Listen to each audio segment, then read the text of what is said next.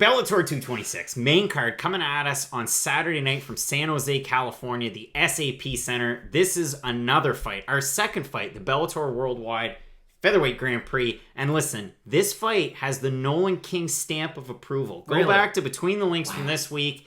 He was a co-host. Watch that episode. He is super, super high on Tywan Claxton. And what can I say? I mean, the guy's 5-0, 4 of those wins by knockout, 2 of them insane flying knees.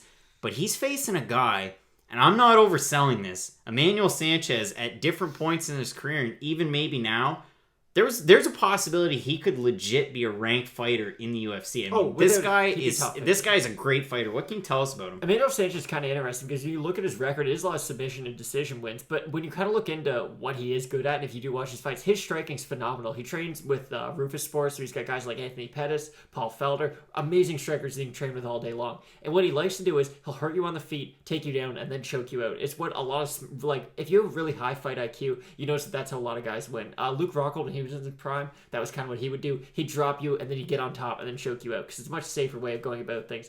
And Emmanuel Sanchez kind of perfected that style. I mean, you brought it up earlier, the Sam Cecilia submission that he had, where it was like a front head and arm choke, but it was like kind of off to the side. They were standing too, and then he brought it to the ground. Yeah, it was insane. So when you look at Emmanuel Sanchez, he doesn't really have any weaknesses, but Tywan Claxton has such good wrestling that might be able to negate a lot of the striking of Emmanuel Sanchez. Multiple-time Division II All-American is Tywan Claxton. He's one of those super prospects that's so much fun to watch here in Bellator. Really looking forward to this fight, but man, have to go with Emmanuel Sanchez. Yeah. I mean, you look at the strength of schedule. He's faced guys like Georgie Karhanyan in his last fight. It was a main event. He's fought for the title with Patricio Freire, and listen, it went the way of the champ, but I mean, he's faced really tough competition. The other 2 losses, Daniel Weichel, Pat Kern as well, and an earlier loss very early on in his career. But man, Emmanuel Sanchez, a great fighter. Not to take away from Claxton, but he's so good at one thing as Claxton that I just think that skill set from Sanchez is what's going to be able to get it done, taking Sanchez. Not have said that better myself. Bellator 226, main card, 2-minute breakdowns here on Fight Night Picks, Matt.